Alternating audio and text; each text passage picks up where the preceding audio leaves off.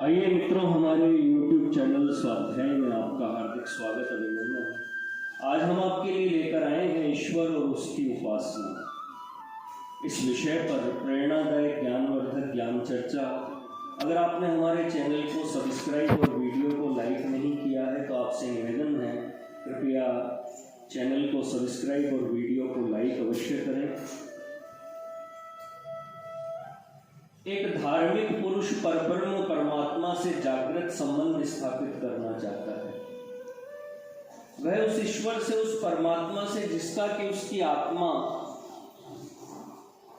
एक सूक्ष्मतम भाग है, जहां तक संभव हो सके एक सचेतन संबंध स्थिर करने की चिंता में रहता है। मनुष्य की इस आवश्यकता की पूर्ति उपासना के द्वारा होती है। जब तत्वदर्शी महर्षि वेदव्यास लोक कल्याण के लिए महाभारत और ब्रह्म सूत्रों की रचना कर चुके और उन्हें इस पर भी शांति लाभ न हुआ, तो देवऋषि नारद ने उन्हें ईश्वर का गुणानुवाद गान करने की सम्मति दी। उनके परामर्श के अनुसार व्यास जी ने श्रीमद् भागवत में ईश्वर का गुणगान किया और ऐसा करने से उन्होंने वह मानसिक शांति प्राप्त की जिसके लिए वे लालायित थे और जिसको अद्यावधि प्राप्त नहीं कर सके थे। परमेश्वर के प्रति प्रेम की अभिव्यंजना को, सम्मान के प्रदर्शन को, उससे सम्मिलन की अभिलाषा करने को, परमात्मा से आत्मा की एकता अनुभव करने को उपासना कहते हैं। उपासना के अनेकों रूप है। ईश्वर की पूर्णता के गुणानुवाद को, उसकी विशाल शक्तियों के स्मरण को, उसकी शक्तिशालिनी माया के अनुभव करने को, उसे दर्शनों की उत्कट लालसा को उपासना कह सकते हैं। उपासकों की मनोवृत्तियों अथवा उनकी बुद्धि के विकास के अनुसार विभिन्न प्रकार की उपासनाएं होती है। चाहे वह कृषक हो अथवा दर्शन शास्त्र विशारद, सब में एक ही उत्कट इच्छा विद्यमान है और वह है ब्रह्म को प्राप्त करने की। विभिन्न भाव व्यंजनाओं का कारण है मनुष्यों के मानसिक विचारों की और बुद्धि की विषमता, परंतु लक्ष्य सबका एक ही है। सर्वशक्तिमान सर्वव्यापी अखिलेश की पूजा नहीं की जा सकती, कारण उसका कोई रूप नहीं है, अतः अचिंत्य है। किसी पदार्थ की उपासना के लिए उसके अस्तित्व की आवश्यकता है, जिससे कि उस पर चित्त की वृत्तियां ठहर सके और भाव विकार उत्पन्न हो सके।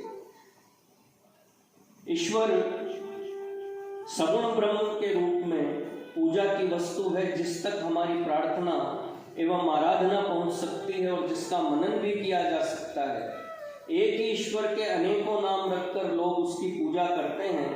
मनुष्य उसी को शिव, विष्णु, महादेव, नारायण, दुर्गा, लक्ष्मी, गणेश, इंद्र, अग्नि, सरस्वती तथा अनेकों अवतार राम, कृष्ण, बुद्ध आदि की संज्ञा देकर उसकी आराधना करते हैं। किसी रूप में अथवा आकार में सही पूजा होती है एक ईश्वर की। इस विषय को भली भांति समझने से एक बहुत बड़ी गुत्थी सुलझ जाती है।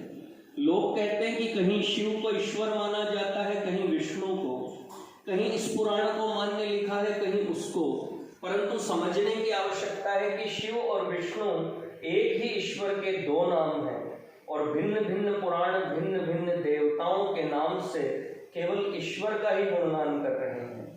उपासक अपनी इच्छा के अनुसार एक कल्पित वस्तु को ईश्वर मानकर उसकी उपासना कर रहा है और उसी का मनन कर रहा है।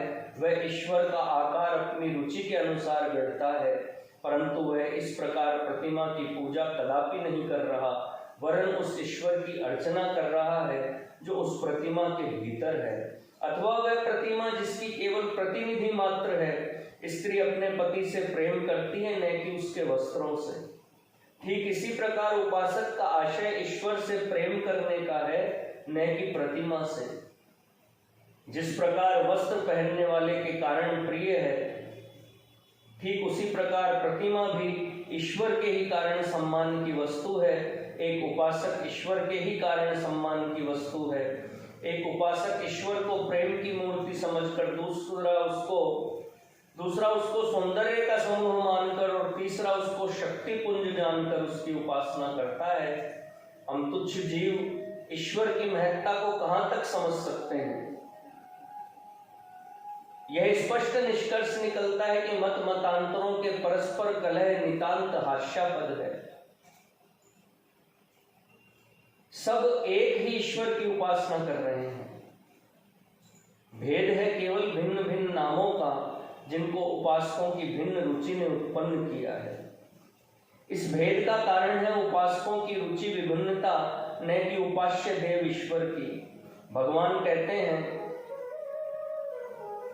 ये तो अक्षरम निर्देशम व्यक्तम पर्युपासते ते प्राप्नुवन्ति मामेव सर्वभूत हिते रताः। जो अप्रत्यक्ष रूप, अव्यक्त, सर्वव्यापी, अचिंत्य, कूटस्थ, सबके मूल में रहने वाले अचल और ध्रुव तथा अक्षर ब्रह्म की उपासना करते हैं, वे सब प्राणियों के हित में प्रीति करने वाले मुझ निर्गुण ब्रह्म को प्राप्त होते हैं। क्लेशोधिकतर स्तेषां व्यक्ता सक्त चेत साम व्यक्ता ही गतिर दुखम देहवद्भिर व्याप्यते। ये तो सर्वाणि कर्माणि मयि सन्न्यस्य मत्पराः अन्येनैव योगेन मां ध्यायन्त उपासते तेषामहं समुद्धर्ता मृत्यु संसार सागरात् भवामि न चिरात् पार्थ मय्यावेशित चेतसाम्। अव्यक्त में आसक्त चित्त वालों को अधिक क्लेश होते हैं, क्योंकि देहधारी व्यक्त मनुष्यों को अव्यक्त उपासना की गति दुख से प्राप्त होती है।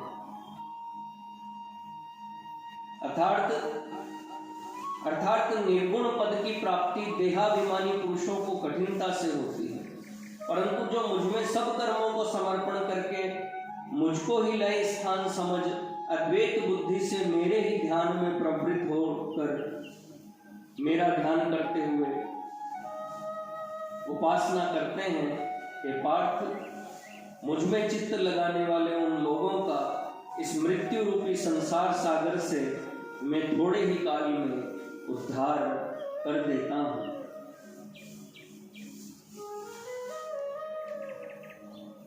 श्री कृष्ण शरणम मम। श्री राधे हरे कृष्ण। मित्रों, यह थी ईश्वर और उसकी उपासना इस शीर्षक पर प्रेरणादायक ज्ञानवर्धक ज्ञान चर्चा। अगर आपको हमारा चैनल पसंद आए तो इसे सब्सक्राइब और वीडियो को लाइक अवश्य करें। धन्यवाद।